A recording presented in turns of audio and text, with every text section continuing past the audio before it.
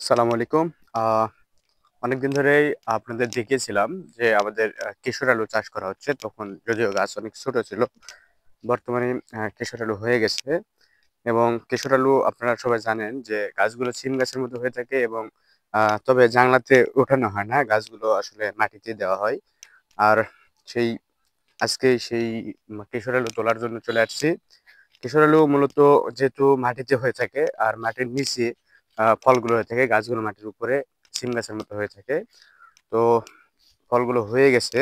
কেশর আলু ফলগুলো হয়ে যাওয়ার ফলে যেটি হয় সেটি হচ্ছে পাখি, ইঁদুর সহ কাঠবিড়ালি, অন্যান্য প্রাণী সহ মানুষ তো আছেই, যারা ফলগুলো যখন হয়ে যায়, মাটি যখন ফেটে যায়, তখন তারা সেই মাটি খুঁড়ে ফলগুলো নষ্ট করে। তাই আহ বেশ কয়েকদিন যাবৎ দেখলাম যে ফলগুলো নষ্ট হচ্ছে কেশর আলু। তো ফাইনালি আলুগুলো তোলার জন্য চলে আসলাম। যদিও অনেক আমার আগেই আহ, আব্বা চলে আসছে।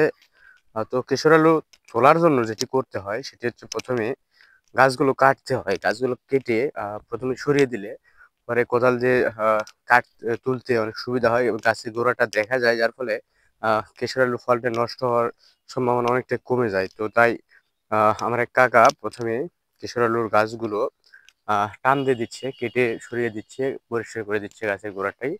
গাছের গোড়া পরিষ্কার করার ফলে যেটি হচ্ছে সেটি হচ্ছে সম্পূর্ণ জমি যখন ফাঁকা হয়ে যাচ্ছে, তখন কেশর আলুগুলো এই যে দেখেন দেখা যাচ্ছে। কেশর আলুগুলো দেখা যাওয়ার ফলে যেটি হচ্ছে সেটি কেশর আলু এরকম যখন দেখা যায়, তখন কাঠবিড়ালি সহ বিভিন্ন যে পশু পাখি পাখি অথবা কাঠবিড়ালি, ইঁদুর ইত্যাদি সব ফসলগুলো নষ্ট করতেছে। এছাড়াও সাধারণ কিছু মানুষ তো থাকেই, যারা এভাবে টান দিয়ে কেশরটিকে তুলে নিয়ে যাচ্ছে।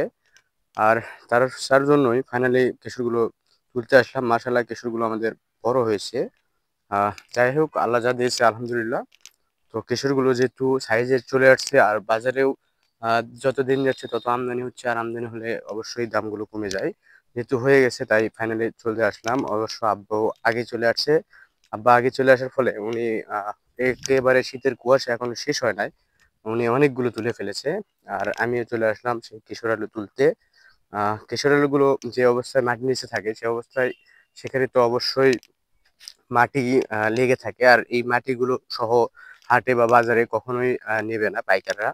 তাই এগুলো প্রথমে তুলে মাটিতে বিছিয়ে দিচ্ছি আমরা, যেন রোদ উঠলে এই কেশর আলুর যে মাটি ভরে আছে সেটি পড়ে যায়। যেহেতু ধোয়া যাবে না, ধোয়া গেলে এটি পচনশীল, যেহেতু তাড়াতাড়ি পচে যাবে। কিন্তু এটি না ধুয়ে মাটিগুলো সরিয়ে দিলে কেশর আলুটি ভালো থাকে এবং পচনশীল থেকে রক্ষা হয়।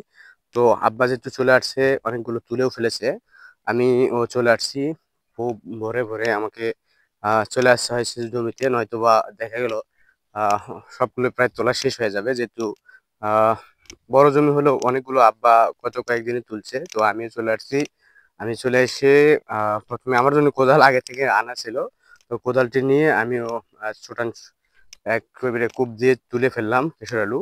আহ কেশর আলু আলহামদুলিল্লাহ মোটামুটি ভালো হয়েছে। তবে একটি বিষয় যেটি হচ্ছে, কেশর আলু যখন বেশি দিন হয়ে যাবে, ফসল হয়ে যাওয়ার পরেও যদি রাখা হয়, তবে এটি রসের ফলে এটি ফেটে চলে যায়। আর ফেটে গেলে যেটি হয় এটি হচ্ছে ফাটা বা ফেটে যাওয়াগুলো কখনো বাজারে নেয় না। এটি সম্পূর্ণ নষ্ট, অথবা এগুলো খাওয়া যায়, তবে ওই যে একটা ফেটে যাওয়ার দাগ আর থাকে, এই জন্য আর বাজারে নেয় না। যার ফলে কৃষক ভাইটি ক্ষতিগ্রস্ত অবশ্যই হচ্ছে। আমি এছাড়াও কেশর আলু একটি ফসল তো হাতের ৫ আঙ্গুল সমান হয় না। আর কেশর আলু ৫টি যে সমান হবে তা না। এক গাছে ছোট, এক গাছে বড় হয়। তবে সর্বোচ্চ ছোটগুলো আর বাজারে চলে না ওভাবে। আ যেটি মাঝারি বা একটু বড় সেগুলো চলে।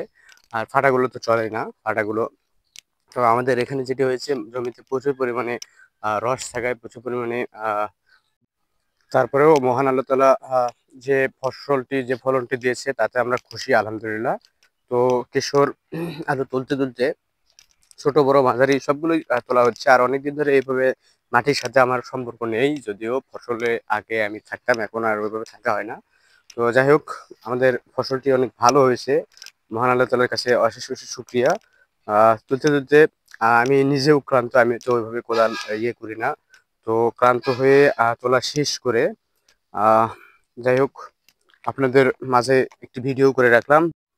ভিডিওটি অবশ্যই স্মৃতি হিসেবে থেকে গেল। সেই সাথে কেশর আলু আপনি কখনো দেখেছেন কিংবা নিজে হাতে তুলেছেন অথবা কেশর আলুর গুণাগুণ সম্পর্কে কিছু জেনে থাকলে কমেন্ট বক্সে জানাবেন। ধন্যবাদ সকলকে।